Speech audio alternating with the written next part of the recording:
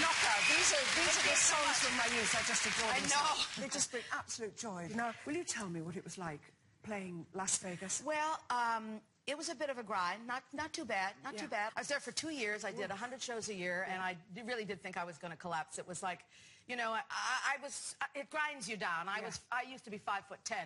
Now I'm like, oh my God, take me out and shoot me. It was, but I would do it again. I would do it again. You would? Yeah, I would. And what about Broadway? Because you were there last year, weren't you? I was, and I thought that was fabulous. I would not do again. No. Because I'm afraid of other actors.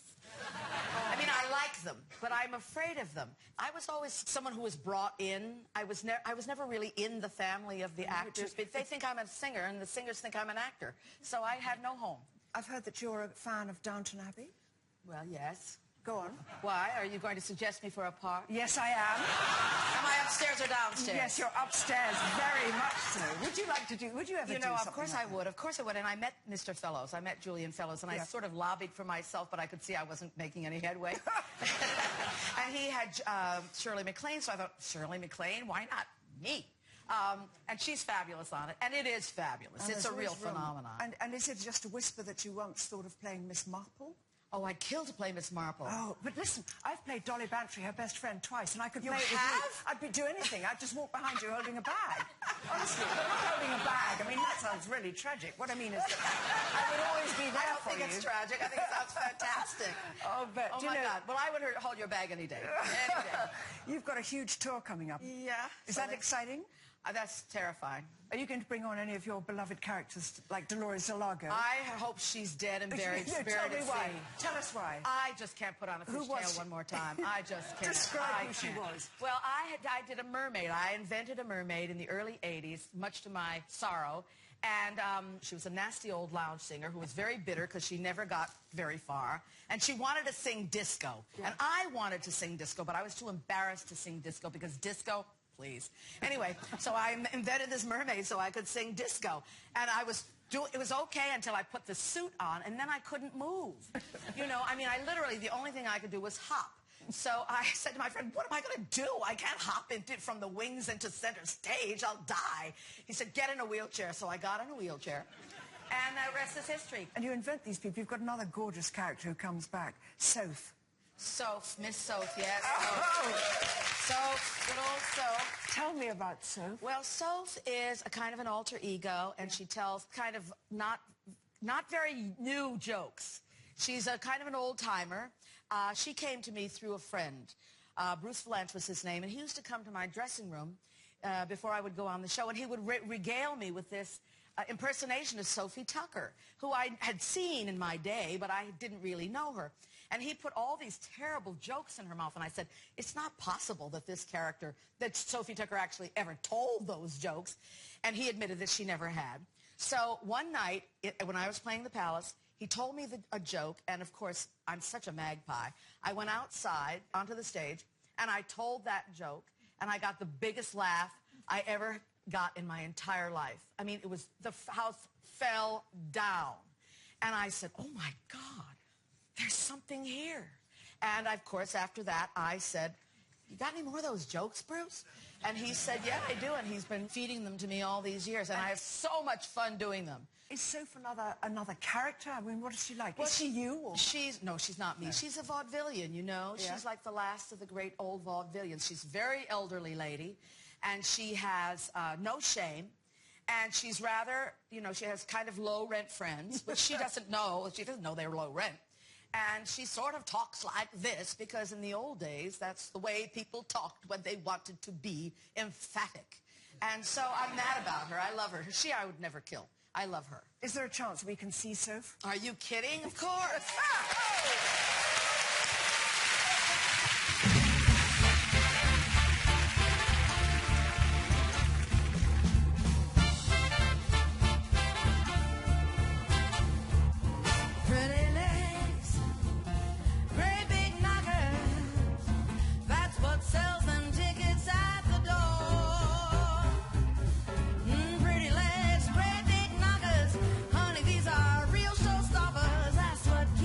Coming back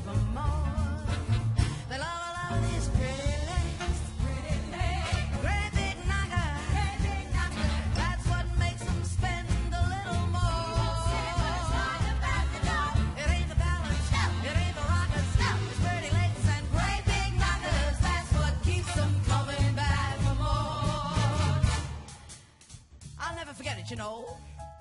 My boyfriend Ernie and his best friend Louie used to sit on the front porch of the rest home all day long. And I used to get all dressed up and parade in front of them, just trying to get a rise out of Ernie. One day I decided to surprise them both. I wore absolutely nothing. Louie turned to Ernie. Say, what's Soph got on today? I don't know, says Ernie, but it sure needs ironing.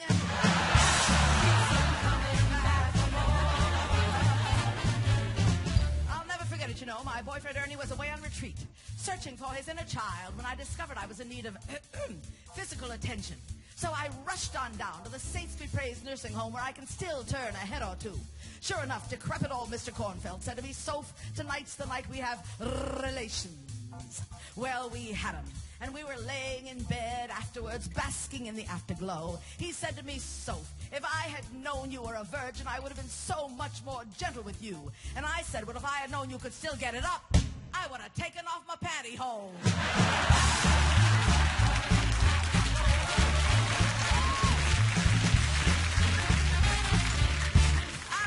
You know, my boyfriend Ernie said to me, Soph, if you could learn to cook, we could fire the chef. I said, Ernie, if you could learn to fuck, we could fire the chauffeur. I'm so ashamed. I'm so ashamed. Oh, England, England. I hear the cream clotting even as I speak. Well, you knew the colonies were going to come back and bite you on the ass someday, didn't you? All right, ladies, prepare. One from the vault. This next one is one of the biggest jokes of my career. It's notorious all around the world. People know it. You might even know it. Ready, girls? Okay. I'll never forget it, you know. I was having tea one time with my girlfriend Clementine. The doorbell rang. There was a delivery boy there with 24 roses. I opened the card. It said, love, from your boyfriend Ernie. I said, Clementine, do you know what this means? For the next 2 weeks, I'm going to be flat on my back with my legs wide open. Clementine said to me, what's the matter with you? Ain't you got a vase?